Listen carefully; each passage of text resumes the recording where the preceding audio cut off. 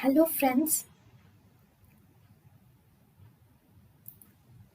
Welcome to Creative Medicine. In this lecture, we will learn about What are the compensatory mechanisms of the heart failure?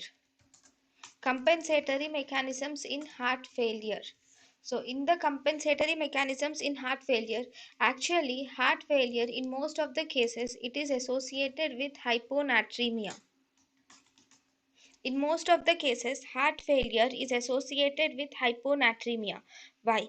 Because in heart failure, whenever there is heart failure, there is decreased cardiac output because the heart is not able to pump the blood properly. So there is decreased stroke volume first.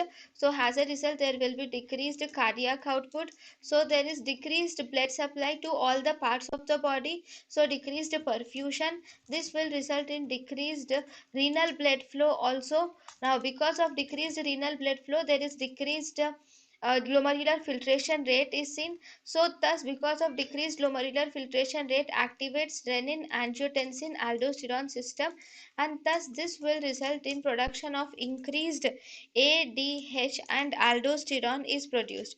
Whenever there is increased aldosterone, it will result in retention of sodium and water, and because of retention of water, because of this here the secondary water gain which occurs because of increased ADH is far more when compared to sodium gain, and as a result the patient will present with hyponatremia. So this is one of the compensatory mechanism, which is renin angiotensin aldosterone system is activated in heart failure. Second, there can be also elevated serum urea levels are seen. Elevated serum urea levels are seen because it is simple. Whenever there is cardiac failure, okay, as I have already said, there is decreased glomerular filtration rate is seen, and actually there is decreased renal blood flow is seen, and as a result there is decreased glomerular filtration rate is seen. So decreased renal blood flow, decreased glomerular filtration rate, decreased blood volume will predispose the patient to pre-renal azotemia is seen. So thus there can be elevated levels of urea may be seen. Then the next compensatory mechanism is here right atrial mean pressure is increased in congestive heart failure. In patients with heart failure, you will see that the circulating levels of norepinephrine are also increased. So this will show that there is increased activity of the adrenergic system.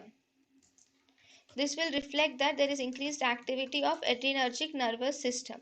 So in norepinephrine is increased, leading to increased activity of adrenergic nervous system, and here there is increased epinephrine also. Because of this increased epinephrine, obviously one there is increased norepinephrine, and there is increased epinephrine also, not just norepinephrine, there is increased epinephrine also. This increased epinephrine will cause tachycardia in the patient.